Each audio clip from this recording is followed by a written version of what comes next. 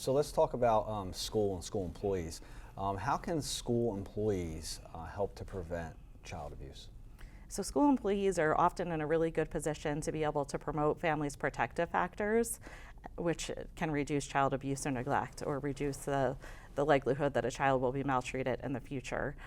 So one of the protective factors is parental resilience, and schools and everybody in the community can really help with that by just reminding parents to take time for themselves, to do some of the things that they enjoy. Another one that I think schools are really great at is social connections. So we know that when parents are socially connected, they're less likely to maltreat their children. And I know a lot of the schools in the community often have events where families can come out, they can get to know each other, just have a good time and build up those connections. Another thing we can do is encourage parents to enroll their kids in extracurricular activities. That's not only a great opportunity for kids to learn new skills and meet new friends, but also for parents on the sidelines to get to know one another and build some connections and maybe some new friends for themselves. Another protective factor is concrete support. So we know when parents are stressed out because they don't have the financial means to provide their children with what they need and sometimes with what they want, it can be very stressful. So just one easy thing that we can do is make sure that all of our families are aware of what's out there in the community to help them.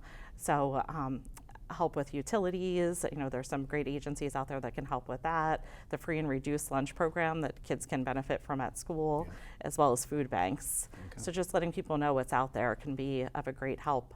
I think any of us that are parents know that on any particular day, parenting might be more challenging than another. Yeah. And I think it's especially true for parents whose children are struggling to meet developmental milestones, or maybe struggling academically, or having some behavioral or mental health problems. So I think it can go a long way if we could just sit down with those parents and hear what their fears are about what's going on with their child, and let them know maybe some skills that they can try with their children at home and at school to help them be successful, and even let them know about the Children's System of Care, which is a state agency that can also under the Department of Children and Families, which is available to all the children in New Jersey.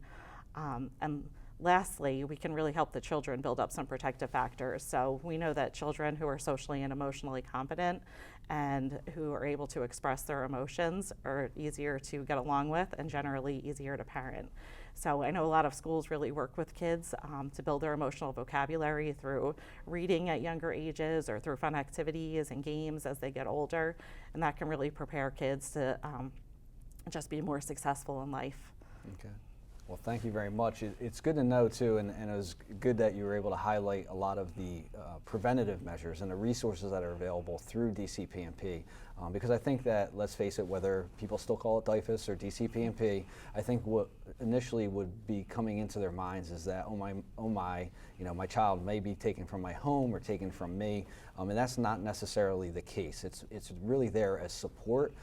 For families that are struggling, for parents that are struggling, to provide resources to those families, and ultimately to make sure that children are safe. Yes, absolutely. All right, thank you very much. Thank you for all the work that you do. It's a great conversation, and keep up the good work. Thank you. Thank you. Thanks for having me. Yeah.